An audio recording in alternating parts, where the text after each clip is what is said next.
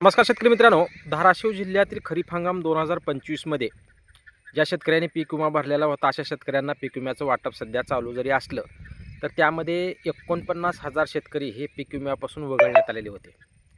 त्यामध्ये नावामध्ये दुरुस्ती असो, सामायिक क्षेत्रधारक असो, त्याच्यानंतर इतर लहान लहान कारणं काढून विमा कंपनीकडून या शेतकऱ्यांना पीक विमा न देण्याचा प्रयत्न चालू होता आणि 20 कोटी रुपये वाचवण्याचा प्रयत्न पीक विमा कंपनीच्या माध्यमातून होत असतानाच माननीय जिल्हाधिकारी साहेब यांच्या माध्यमातून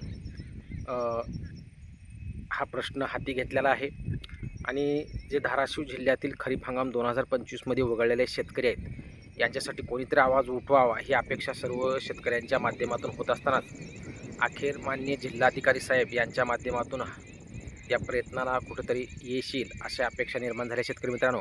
कारण माननीय जिल्हाधिकारी साहेब यांनी विमा कंपनीशी चर्चा करून ज्या शेतकऱ्यांचे अर्ज बाद झालेले आहेत, ज्या शेतकऱ्यांचा अर्ज रिजेक्ट झालेला आहे, अशा सर्व शेतकऱ्यांचे अर्ज दुरुस्ती करून पुन्हा एकदा दुरुस्ती करून त्या शेतकऱ्यांना पीक विमा वाटण्याचा आदेश माननीय धाराशिवचे जिल्हाधिकारी गुजर यांनी केलेला आहे. त्यामुळं धाराशिव जिल्ह्यातील ज्या शेतकऱ्यांचा पीक विमा रिजेक्ट झालेला आहे, ज्या शेतकऱ्यांना पीक विमा देण्यात आलेला नाही, अशा शेतकऱ्यांना एक दिलासादायक अपडेट मिळायला काही हरकत नाही.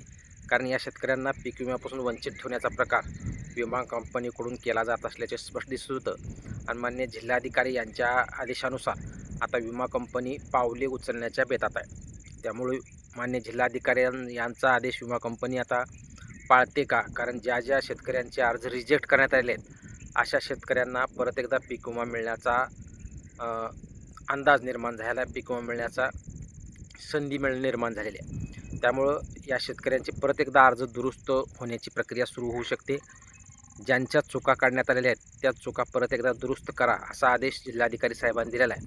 त्यामुळं धाराशिव जिल्ह्यातील जे 49,000 शेतकरी आहेत अशा शेतकऱ्यांना परत एकदा दुरुस्तीसाठी संधी दिली जाऊ शकते व त्या शेतकऱ्यांना पीक विमा दिला जाऊ शकतो अशी सध्या तरी मिळालेली अपडेट आहे.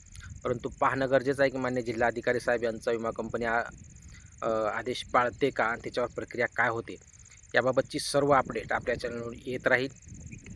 याबाबत कोणाचा काही संशय असेल तर निश्चित कमेंट करा आणि चॅनलवर जर तुम्ही नवीन असाल तर चॅनलला सबस्क्राईब करायला विसरू नका. व्हिडिओ आवडल्यास लाईक करा. धन्यवाद.